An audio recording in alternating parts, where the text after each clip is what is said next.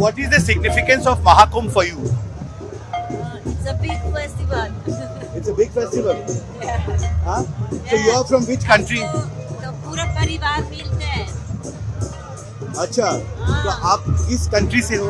Italy. Italy से आए हो आप?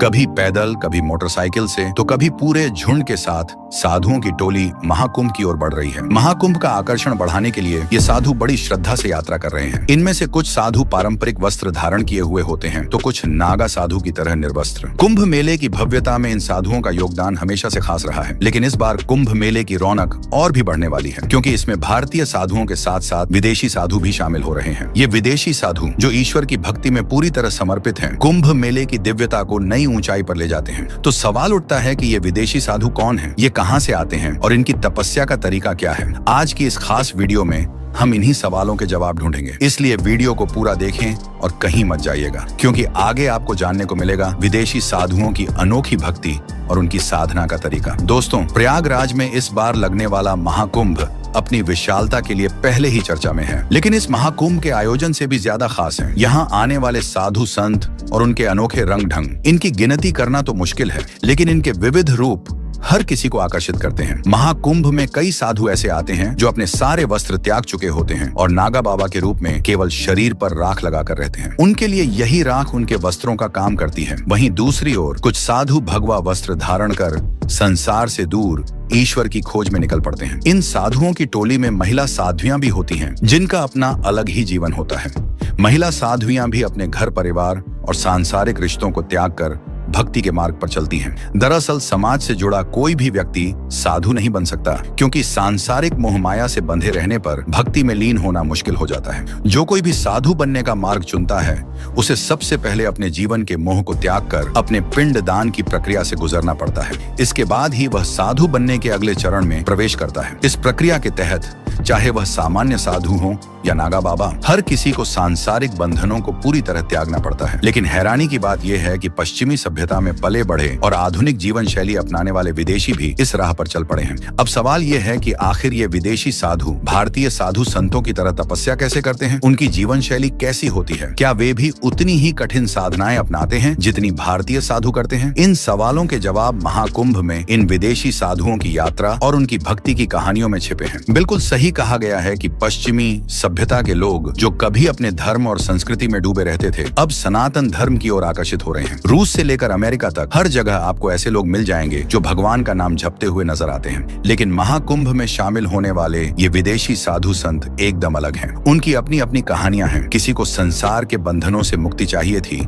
तो किसी ने ईश्वर से साक्षात्कार की लालसा में यह साधु बनने का रास्ता चुना। और आज महाकुंभ के इस पवित्र अवसर पर वे बाकी साधु संतों के साथ इस मेले का हिस्सा बन रहे हैं। पहली नजर में इन्हें देखकर शायद ऐसा लगे कि ये सिर्फ दिखावा करने आए हैं, लेकिन ऐसा सोचना गलत होगा। जीवन भी उतनी ही कठिनाइयों से भरा होता है जितना किसी भी अन्य साधु संत का होता है। इन विदेशी साधुओं को भी अपने साधु जीवन की शुरुआत में पिंडदान करना पड़ता है। ये पिंडदान इस बात का प्रतीक होता है कि उन्होंने अपने पिछले जीवन को पूरी तरह छोड़ दिया है। वह इंसान जो कभी सांसारिक बंधनों में जकड़ा हुआ था, अब मुक्त हो चुका है। जैसे मृत्यु के बाद इंसान संसार से अलग हो जाता है, वैसे ही पिंडदान के बाद साधु को भी सांसारिक जीवन से मुक्त मान लिया जाता है। पिंडदान के बाद उनकी असली यात्रा शुरू होती है। इस यात्रा में वे एक गुरु का चुनाव करते हैं। वही गुरु उन्हें आध्यात्मिक मार्ग पर आगे बढ़ने का सही रास्ता दिखाता है। इन साधुओं का जीवन उतना ही तप और त्याग से भरा होता है जितना किसी भी अन्य साधु का। महाकुंभ में ऐसे साधु संतों को देखकर यह समझ आता है कि धर्म और आध्यात्म की राह न तो किसी जाति,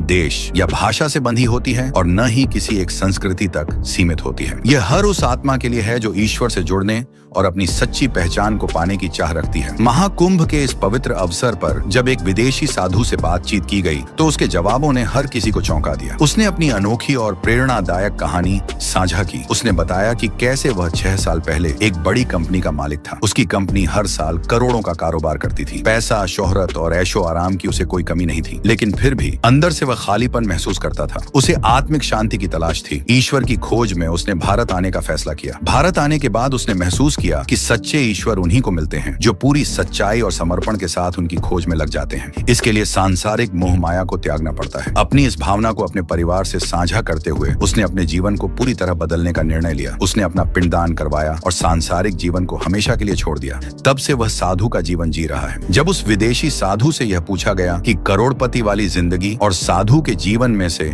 उसे कौन सा जीवन बेहतर लगता है, तो उसके जवाब ने सबको सोचने पर मजबूर कर दिया। उसने कहा, खुशी का तो ठीक ठीक नहीं कह सकता, लेकिन हाँ, सुकून अब कहीं ज्यादा है। ऐसा लगता है कि ईश्वर का मुंह पर सीधा आशीर्वाद है। अब जीवन में किसी चीज की कमी महसूस नहीं होती। ये कहानी उन लोगों के लिए एक सबक है जो भारतीय संस्कृति और इसकी महानता को अनदेखा करते हैं। कुछ लोग जो इस देश में रहकर इसकी संस्कृति पर सवाल उठाते हैं, शायद इस बात को समझ नहीं पाते कि भारत की परंपराएं और त्योहार कितने गहरे और महत्वपूर्ण हैं। महाकुंभ जैसे आयोजन न केवल भारतीयों बल्कि विदेशियों को भी आध्यात्मिक अनुभव और आत्मिक शांति का एहसास कराते हैं। ऐसे में विदेशी साधुओं की टोली उन आलोचकों को करारा जवाब देती है जो भारतीय संस्कृति को कमतर आंकते हैं। भगवा वस्त्र धारण कर ईश्वर की भक्ति में लीन ये साधु हमारी परंपराओं और सभ्यता की ताकत को उजागर करते हैं। महाकुंभ केवल एक धार्मिक आयोजन नहीं, बल्कि भारत की आध्यात्मिक शक्ति का प्रतीक है। महाकुंभ पर आए इन विदेशी श्रद्धालुओं की संख्या और उनका समर्पण यह साबित करता है कि भारत की संस्कृति और धर्म की गूंज सीमाओं के पार भी सुनाई देती है।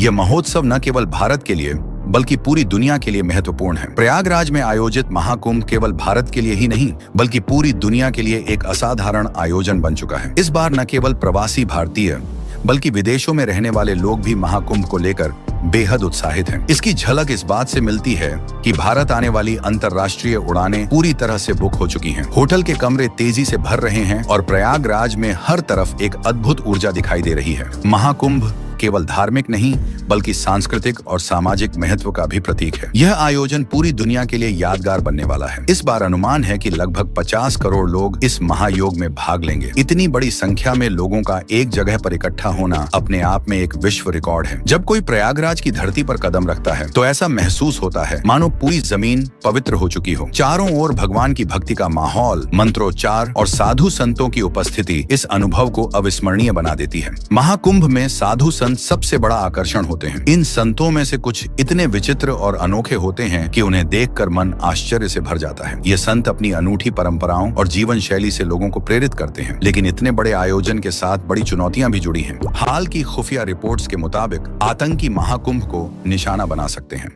खबर है कि कुछ आतंकी संतों के भेष में महाकुंभ में प्रवेश करने की कोशिश कर सकते हैं। इसीलिए सुरक्षा व्यवस्था को बेहद कड़ा कर दिया गया है।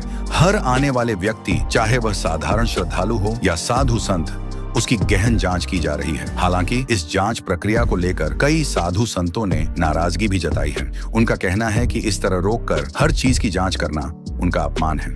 लेकिन कुछ संत इस सुरक्षा प्रक्रिया का समर्थन कर रहे हैं। उनका मानना है कि यह आयोजन में शामिल हर व्यक्ति की सुरक्षा के लिए बेहद जरूरी है। महाकुंभ के दौरान प्रयागराज एक नए रूप में नजर आता है। ऐसा लगता है जैसे पूरा शहर ही भक्ति और पवित्रता से सराबोर हो गया हो। यहाँ की हर गली, हर कोना ईश्वर की आराधना से भर जाता है। यह आयोजन न केवल एक धार्मिक पर्व है, बल्कि यह भारत की सांस्कृतिक धरोहर का प्रमाण भी है। महाकुंभ का यह अवसर हर किसी के लिए जीवन भर याद रखने वाला अनुभव बनने वाला है। दुनिया के कोने कोने से आए लोग इस महायोग में शामिल होकर इसे और भी भव्य बना रहे हैं। तो इस बार का महाकुंभ केवल भारत ही नहीं बल्कि पूरी दुनिया के लिए एक ऐसा आयोजन होगा जिसे हर कोई सदियों तक याद करेगा। महाकुंभ मेले में आपको कई ऐसे साधु देखने को मिलेंगे जिनका जीवन आपको चकित कर देगा। यहाँ कोई ऐसा साधु होगा जिसका पूरा शरीर सोने से सजा होगा, तो कोई ऐसा साधु भी होगा जिसने राख के सिवा कुछ भी धारण नहीं किया होगा। कुछ साधु ऐसे हैं जो अग्नि स्नान करके अपना जीवन व्यतीत करते हैं, जबकि कुछ मुर्दों की राख या मांस खाकर जिंदा रहते हैं। महाकुंभ में साधु संतों का यह संसार बेहद अनोखा और रहस्यमयी होता है। कुछ साधु इतने मिलनसार होते हैं कि वे आपको अपनी अद्भुत शक्तियों के बारे में खुलकर बताते हैं। वे आपको अपनी शक्तियों का प्रत्यक्ष प्रदर्शन भी कर सकते हैं, जिससे आप चौंक जाएंगे। वहीं कुछ ऐसे भी साधु होते हैं जो किसी से बात करना पसंद नहीं करते। उनका मानना है कि सांसारिक लोग अक्सर अपने स्वार्थ के लिए दूसरों से बातचीत करते हैं।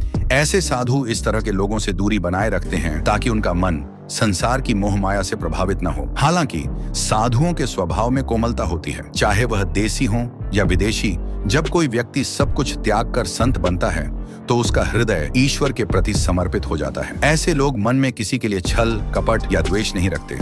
वे दूसरों का भला चाहते हैं और जिसे भी मिलते हैं उसे आशीर्वाद देते हैं। लेकिन ध्यान रखें, इन साधुओं को नाराज करना सही नहीं है। अगर आपने कोई ऐसी बात कह दी जो उन्हें बुरी लगी तो उनकी कही बात सच भी हो सकती है। यदि आप महाकुंभ मेले में जाने की योजना बना रहे हैं और इन साधु संतों से मिलने का इरादा रखते हैं तो यह अनुभव आपके लिए अविस्मरणीय हो सकता है। लेकिन उनसे मिलने के दौरान अपनी भाषा और व्यवहार पर ध्यान दें। सच्चे मन से उनसे मिलें और उनके प्रति आदर भाव रखें। ऐसा करने पर वे आपको सुख समृद्धि का आशीर्वाद देंगे जो हमेशा फलदायी होता है। महाकुंभ मेले में साधु संतों की दुनिया अद्भुत और अलौकिक है। इनका जीवन, इनके सिद्धांत और इनकी रहस्यमयी शक्तियां किसी को भी हैरान कर सकती हैं। इन साधुओं से मिलने के बाद आपको एहसास होगा कि आध्यात्मिकता का यह संसार कितना अनोखा और प्रेरणादायक है। आपका इस विषय पर क्या विचार है, हमें कमेंट में जरूर बताएं और ऐसे ही अद्भुत तथ्यों और कहानियों को जानने के लिए हमारे चैनल को लाइक, शेयर और सब्सक्राइब करना न भूलें। धन्यवाद।